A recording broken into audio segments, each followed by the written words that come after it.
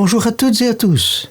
Celui qui vous écoute m'écoute, vient de dire Jésus aux 72 premiers disciples envoyés en mission.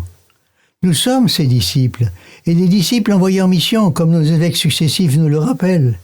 C'est donc à chacun de nous que Jésus dit « Celui qui t'écoute, c'est moi qui l'écoute ». Vous vous rendez compte de la dignité que confère à Jésus à chacun et à chacune de nous pour cette parole ? Qui vous écoute m'écoute. N'est-ce pas du même ordre que cette autre parole « Qui me voit voit le Père » ? Ces paroles divines nous invitent à être attentifs à ce que l'on dit. Un disciple conscient de ce qu'il est, en tant que disciple, n'a pas à se dire en commentant les évangiles, mais à actualiser ce qu'il reçoit de l'Esprit et de la tradition de l'Église. Et le disciple en prière est aussi invité à écouter avant de parler. Si dans la prière on parle tout le temps, comment pourrons-nous entendre ce que nous dit l'Esprit ? Aujourd'hui, nous faisons mémoire de Saint Bruno, le fondateur des Chartreux et le père des contemplatifs d'Occident. Lui et ses frères l'ont bien compris.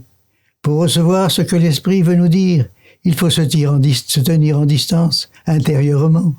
Il ne s'agit pas de faire silence. Peut-on fabriquer le silence ? Rapidement, tous nos bruits et conversations intérieures reviennent. Non, il s'agit de laisser le silence, qui est Dieu, prendre toute sa place en nous.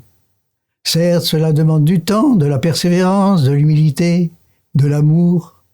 Demandons leur aide à Saint Bruno et aux saints contemplatifs de tous les temps, et surtout à Marie qui a su, plus que tous, se tenir silencieuse en son cœur, en son être intérieur, tout à l'écoute de son Dieu, qui parle par le silence, dans le silence d'une brise légère. Maranatha, viens Seigneur Jésus.